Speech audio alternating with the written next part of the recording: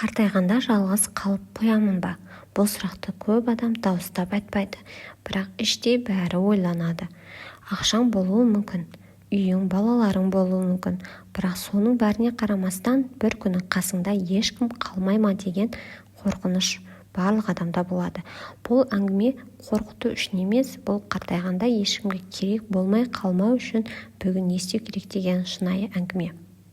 Балаларым бар, демек жалғыз қалмаймын деген қате ой. Көп ата-ана былай ойлайды: балам бар, барымды соған бердім, қартайғанда ол маған қарайды деп. Бірақ өмір басқаша көрсетіп жатыр. Баланың өз отбасы, өз жауапкершілігі бар. Махаббат міндетпен жүрмейді, материалдық тәуелділік жақындық емес. Адам қасыңда қалса, ол міндеттен емес, өз еркімен қалуы керек. Міне айырмашылық осында. Екінші, қажетті адам болудың ең басты сыры эмоциялық құндылық. Өзіңе мына сұрақты қойып көр: адамдар менің қасымда не үшін болғысы келеді? Ақшам үшін бе, әлде пайдам тиген үшін бе, әлде жаным тыныштандыратын адам болған үшін бе? Қартайғанда ең бағалы қасиеттер тыңдай білу, үкім шығармау, ақылды сұрағанда ғана айту. Мен сенен көп көрдім деген сөз адамдарды алыстатады, ал менің тәжірибемде былай болған деген сөз жақындатады. Қарым-қатынасты бұзатын әдеттерге келетін болсақ, қартайғанда жалғыз қалатын адамдардың ортақ белгілері бар. Олар үнемі шағым айтады, барлығын сынайды, тек өткен өмірмен өмір сүреді, өзгергісі келмейді. Ал қасында адам қалатындар әзілді түсінеді, жаңалықтан қашпайды, жеңіл сөйлеседі. Аптасына кем дегенде бір адаммен жай ғана сөйлесіп отыр. Телефон, мессенджер, жаңа нәрседен қорықпа. Мен қартайдым деген сөзді аузыңа мүлде шығарушы болма дейді.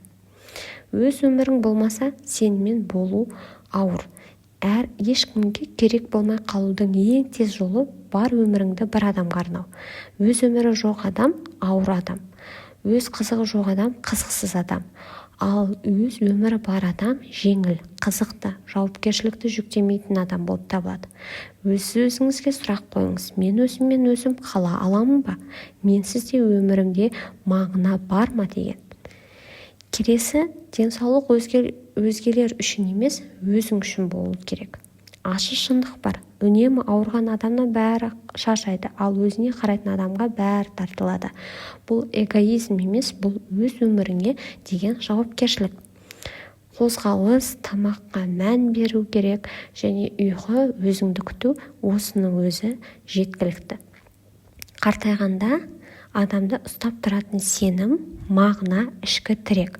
Бұл дін болуы мүмкін, философия болуы мүмкін. Яғни рухани тірек болмаса, адам іштей босайды. Өмірлік қағида болу керек. Маңыздысы мен кіммін деген сұраққа жауабыңның болуы. Қорытындылай келетін болса, қартайғанда керек болу біреуге жабысып қалу емес, бұл қызықты адам болу, жылы адам болу, ауыр болмау.